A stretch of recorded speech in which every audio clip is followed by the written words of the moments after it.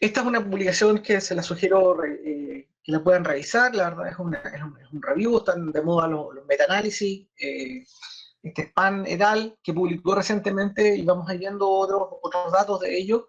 ¿Qué pasaba, por ejemplo, el efecto del fertilizante sobre las emisiones de amoníaco? Esto es cero, ni mayor pérdida ni mayor absorción, sino que parece igual. O sea, todo lo que esté para acá quiere decir que reduce las pérdidas, todo lo que esté para acá aumenta las pérdidas. Y si se fijan, todos los fertilizantes a base de urea, obviamente, ¿ya? Y están asociados a que la urea, la reacción en el suelo, aumenta el pH, y eso significa que se dan todas las condiciones para pérdida hacia el ambiente, ¿ya? Y por lo tanto todos los fertilizantes derivados de la urea tienen las mayores tasas de pérdida. Y por otro lado, obviamente, el nitrato de sodio no tiene un contenido amoniacal, no tiene posibilidad de perderse, ¿ya? O calcio, mononitrato, o mononitrato, son distintos fertilizantes. Yo no sé, seguramente urea también es el más utilizado en Argentina, pero hay una serie de gamas de fertilizantes. Entonces ustedes primero, como medida de mitigación, podrían decir qué tipo de fertilizante voy a ocupar. Si no tengo riesgo para pérdida por volatilization de amoníaco, a lo mejor aplico urea, porque normalmente es la fuente más barata de hidrógeno. Pero si voy a perder un 20% del nitrógeno, como el nitrógeno amoniacal, tengo un 20% de margen de precio para poder jugar con otra fuente fertilizante, que por un lado va a ser más eficiente en el uso del nitrógeno. Yo voy a poder bajar la dosis y reducir las pérdidas. ¿Ya? Un poco por ahí tiene que ir haciéndose el análisis de lo que uno hace o no hace. ¿Cómo se pierde el nitrógeno? Esto, si uno ve estos datos, estos son datos buenos de nosotros, pero normalmente las curvas son muy similares. Esto es tasa de emisión a 21 días medimos nosotros normalmente a las 6 horas, después al día 1, cada 24 horas nos vamos midiendo de un flujo acumulado, ¿cierto? Porque yo les contaba que vamos colectando en un flujo continuo, donde se va colectando en estas trampas de amoníaco, y finalmente vamos obteniendo. Aquí hay distintos tratamientos, en este caso urea, que está acá en rojo. Si se fijan, la urea tiene un pic como a las 48 horas o a los 2 días, el que está acá, y después se empieza a reducir en forma paulatina para llegar casi al día 21 con muy pocas pérdidas. En el caso de los afluentes de lechería, nosotros le llamamos purín, así que lo van a ver nombrado como purín, de lechería que está acá. Las emisiones son altísimas al principio, pero bajan muy rápido, ¿ya? O sea, en términos generales, todo lo que ustedes hagan dentro de las 24 horas post aplicación de un afluente es muy importante, incluso dentro de las 6 primeras horas, ¿ya? Incorporar un afluente dentro del suelo permite reducir mucho las pérdidas, ¿ya? Y si no, gran parte del nitrógeno amoniacal se les va a perder. Nosotros hemos probado con urea diluida entre los agricultores, y una idea que llegó desde Nueva Zelanda es de poder aplicar urea diluida en agua en una proporción de 2:1 para ser más eficiente y hacer una aplicación foliar sobre las pasturas del nitrógeno. Nosotros sí hemos encontrado efectos positivos en la producción de la aplicación de la urea diluida, pero cuando hicimos estudios de volatilization de amoníaco vimos que las pérdidas son altísimas, ¿ya? Y podemos perder hasta un 65-70% de nitrógeno vía esto. Esto es lo que está destacado en amarillo, ¿ya?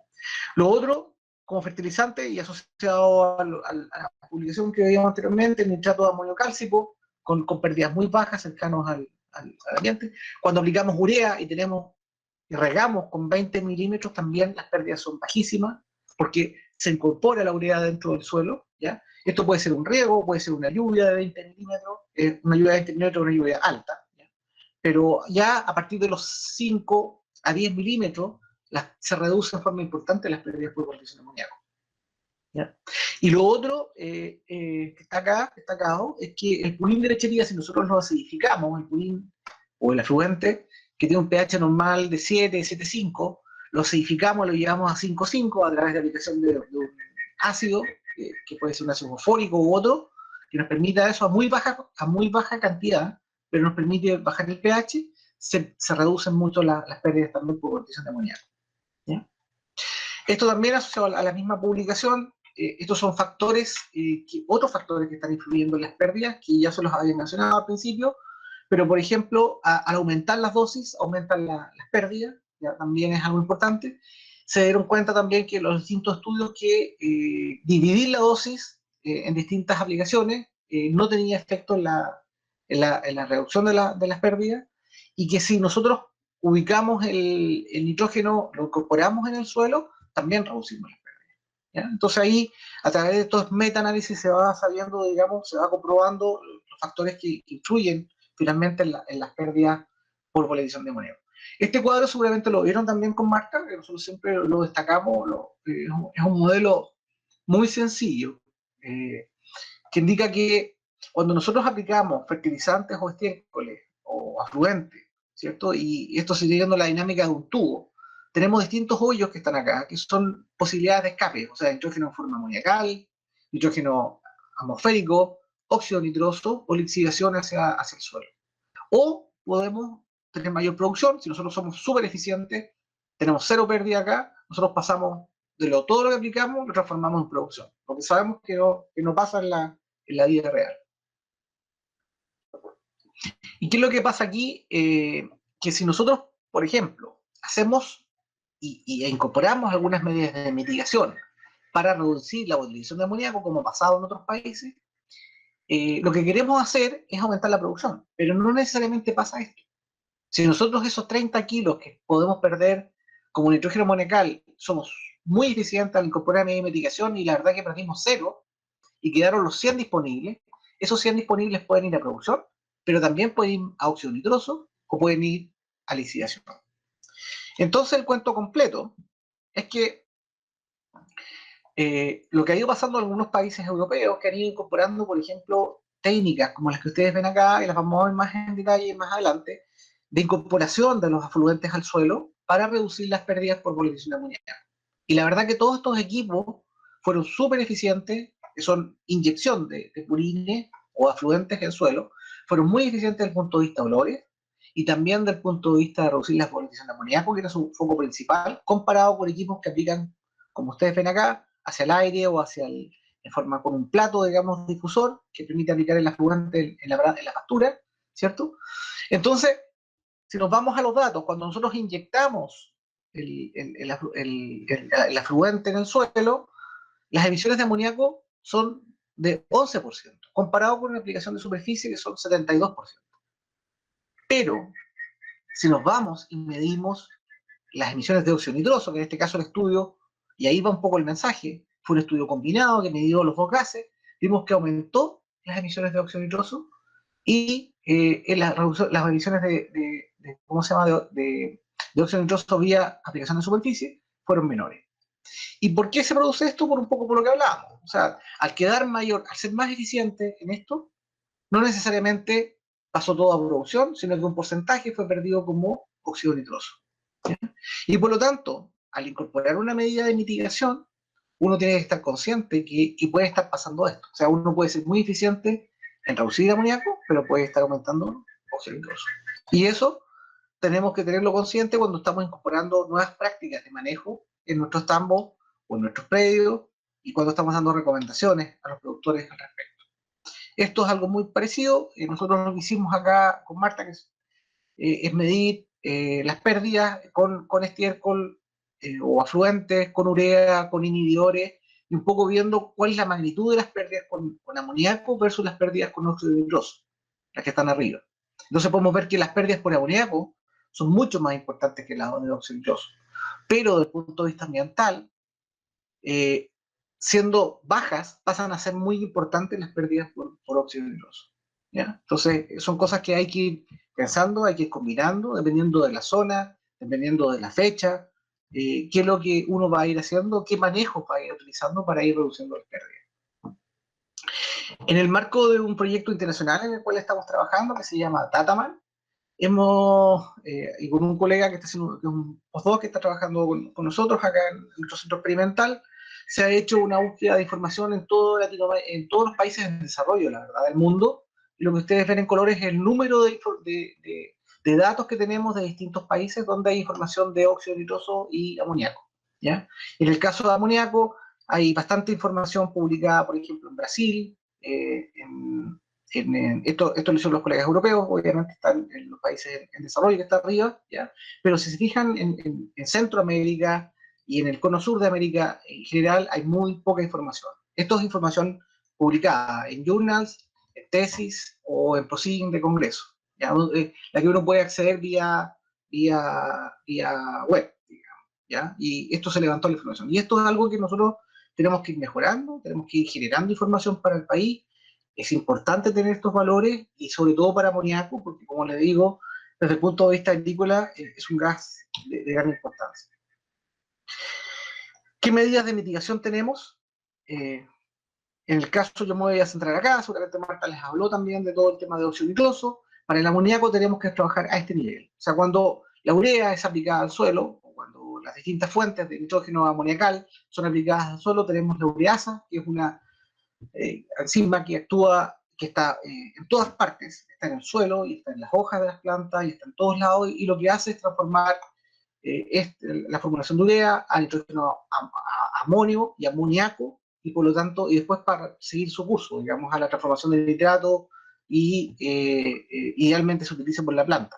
Pero aquí, en este proceso, digamos, si nosotros no inhibimos la ureasa, tenemos un alto potencial de volatización de amoníaco. Y por lo tanto, hoy día existen inhibidores que trabajan a nivel de este ciclo para inhibir la ureasa, y porque, por lo tanto, el proceso corra mucho más lento.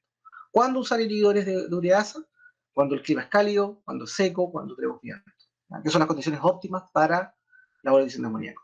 En esta otra foto que está acá es un equipo de aplicación de estiércol o de afluente que está equipado con un estanque adelante que lleva ácido y va dosificando ácido al estanque y aplicándolo sobre el suelo con una tecnología que lo va aplicando sobre el suelo en tubos y que por lo tanto permite reducir de forma importante también las emisiones de amoníaco.